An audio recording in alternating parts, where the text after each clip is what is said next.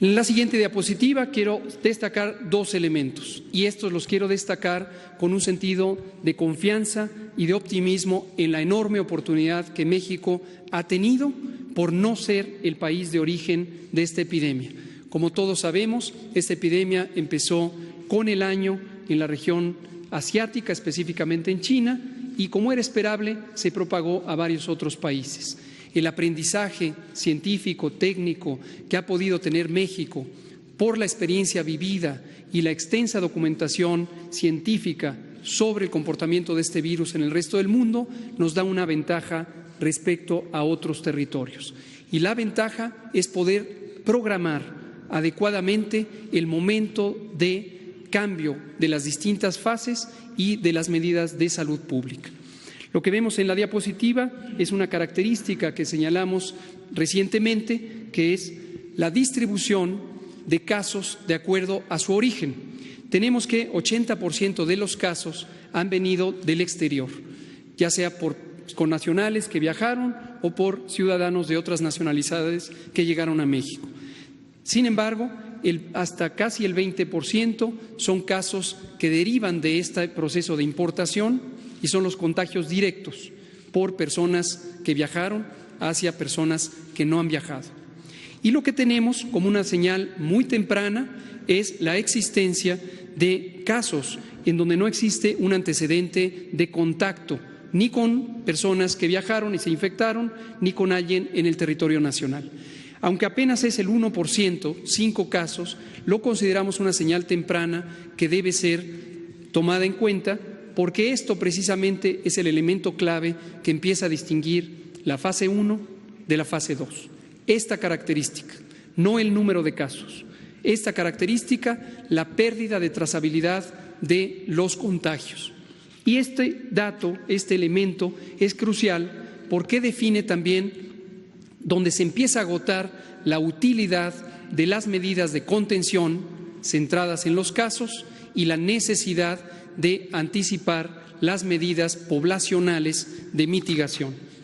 Ahora, en la siguiente diapositiva, y esto me gustaría también que lo tengan muy en cuenta, por eso lo hemos querido explicar cuando solamente era un elemento teórico, un elemento de proyección científica, a cuando empezó a ser un elemento de datos reales. En la gráfica lo que se muestran son curvas epidémicas de algunos de los países que al momento han sido más afectados: España, Italia, Francia, Alemania y Estados Unidos de América. Lo que vemos en todos esos países es lo que se puede esperar de una epidemia de rápida propagación.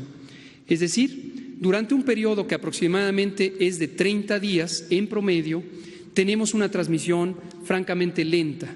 A partir del primer caso empieza a contarse este periodo y hasta durante 30 días se va encontrando que la suma de casos, pero particularmente los casos que se agregan cada día, se cuentan en menos de decenas, en muy pocos casos, hasta que se llega a un punto que técnicamente le llamamos punto de inflexión, pero que gráficamente, visualmente, todas y todos lo podemos identificar como este punto en donde se dobla la curva epidémica. La curva epidémica es la representación de los casos diarios que se pueden documentar.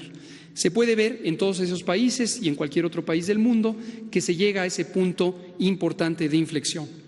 Finalmente, en la parte baja de la diapositiva, apenas visible, está una línea de puntos gruesos que corresponde a lo que está ocurriendo en México.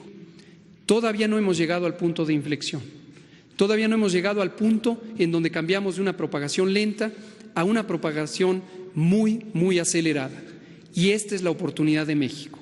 La oportunidad de México es haber actuado oportunamente en reconocer que esto podía darse y haber planeado el momento correcto de la implantación de las medidas comunitarias. El momento es este y, por lo tanto, queremos declarar formalmente el inicio de la fase 2.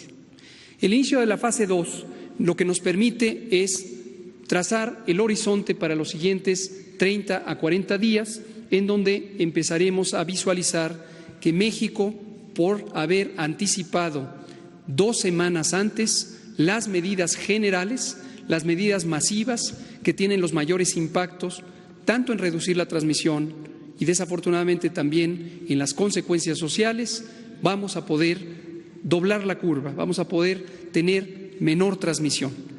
Quiero ser muy claro, seguiremos teniendo transmisión. La expectativa no es terminar con la epidemia de un momento a otro. También quiero ser claro que el éxito en la reducción de la transmisión, en vez de llevarnos a una epidemia corta, nos va a llevar a una epidemia más larga. Pero esto es importante porque lo que nos lleva es a administrar el riesgo.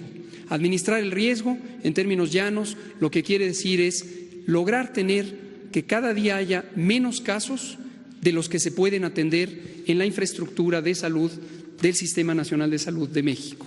Y por eso es importante que estas medidas de mitigación comunitaria sean tomadas en cuenta. Destaco que en términos de mortalidad, mientras que muy triste y desafortunadamente algunos países ya tienen decenas, centenas o millares, nosotros apenas tenemos 4 muy desafortunadas, pero solo 4 muertes. Italia tiene 5.476 muertes, en España han muerto 1.720 personas, en Francia las defunciones ya se suman en 674, mientras que en Estados Unidos hay 407 decesos atribuibles a COVID. Y por su parte Alemania tiene ya casi 100, tiene 94 personas fallecidas relacionadas con la epidemia. México tiene 4. México encuentra, por lo tanto, el área de oportunidad, la aprovecha y la usa con base en ciencia y con base en los métodos de la salud pública.